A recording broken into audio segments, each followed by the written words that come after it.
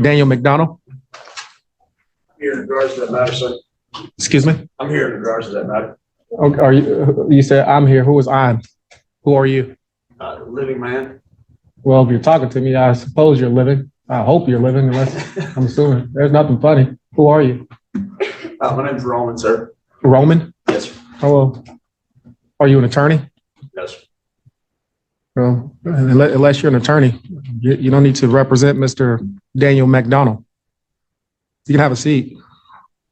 You said Roman, Yes, sir. and you're not an attorney? Yes, sir. What's your relationship to Mr. McDonald? Depending. Are you representing Mr. McDonald? Yes. But you're not a member of the Florida Bar? Yes, sir. Are you a member of any state bar? Yes, sir. Did you go to law school? Yes, sir. So how are you representing Mr. McDonald? I would just like to ask some questions in regard to that matter, sir.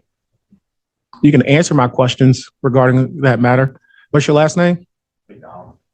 So your name is Roman McDonald? Yes, sir. And are you related to Daniel McDonald? I just go by Roman, sir. You just told me that. Are you related to Daniel McDonald? Yes, that the name on your docket is in relation to me. Yes, sir.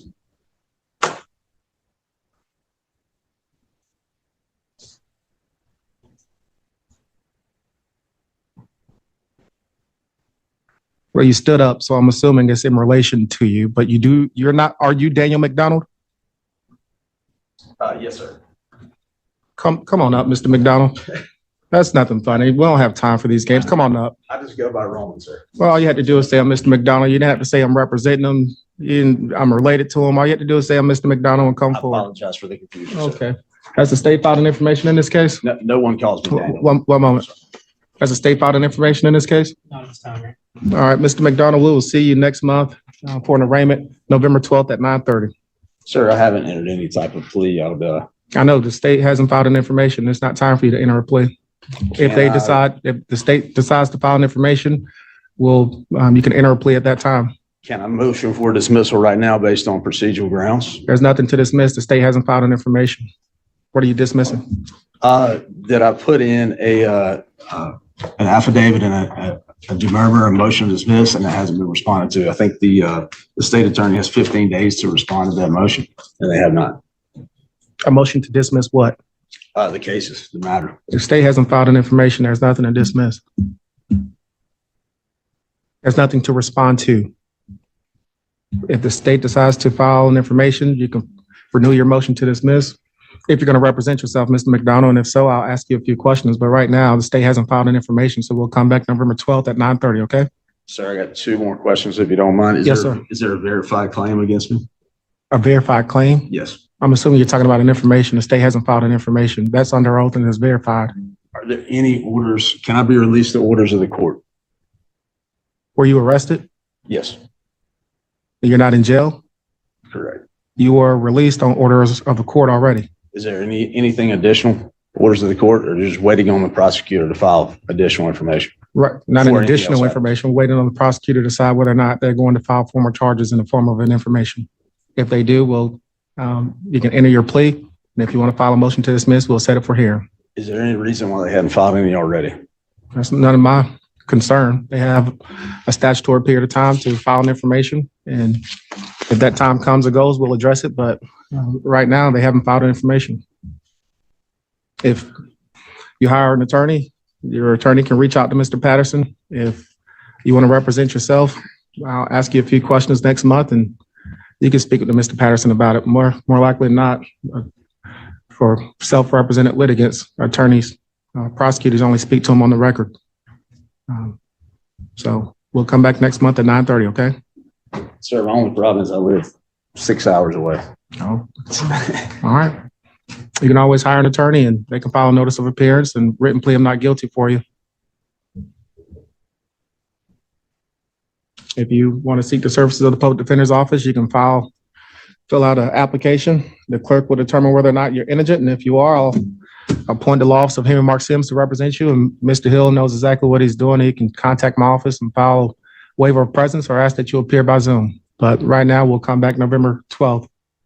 at 9:30. I would, if there's any way possible, I'd like to handle these matters today. Handle what matter? Any matters in regard to that name. And I know you have business to attend to, so I Yes, won't sir. hold you up, but No, you're not holding me up. We are attending it's to, not easy to take 2 days off work to be here and then nothing happened. You know, well, I just told you what you can do.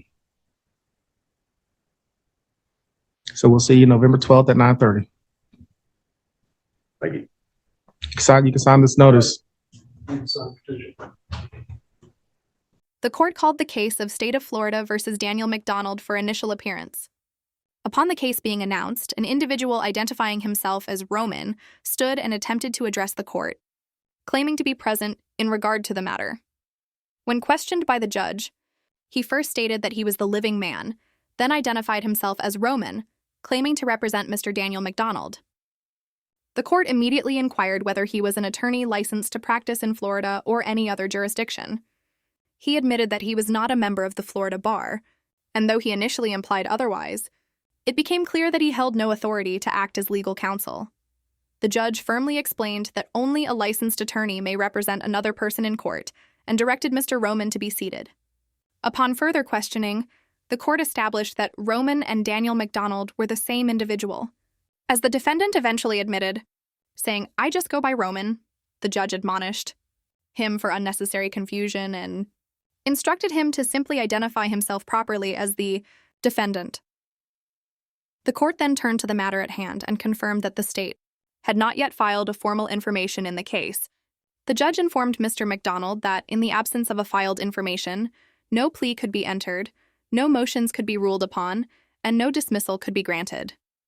The defendant nonetheless attempted to motion for dismissal, citing an alleged affidavit and procedural delay by the state. The court responded that there was nothing to dismiss, since no formal charges had yet been filed. The judge advised that if the state later chose to file an information, the defendant would have the opportunity to enter a plea and refile any motion to dismiss at that time. The next court date was set for November 12th at 9:30 a.m., and the defendant was reminded of his right to legal representation. Mr. McDonald continued with a series of procedural and quasi-legal questions, including whether there was a verified claim against him or any orders of the court affecting his liberty. The court explained that he had already been released on order of the court and that the matter was now awaiting prosecutorial review. When the defendant questioned the delay in filing charges, the judge clarified that it was entirely within the state's statutory timeframe and not the court's concern. The judge further informed the defendant that he may hire an attorney or, if financially unable, apply for a public defender. Should he retain counsel, his attorney could file a written plea of not guilty, appear on his behalf, and handle future scheduling or Zoom appearances. The court advised that self-represented defendants could only communicate with the prosecution on the record, and that the next appearance would proceed accordingly unless the state declined to file charges. Mr. McDonald objected to the delay, expressing frustration about having traveled 6 hours to attend court, only for nothing to happen.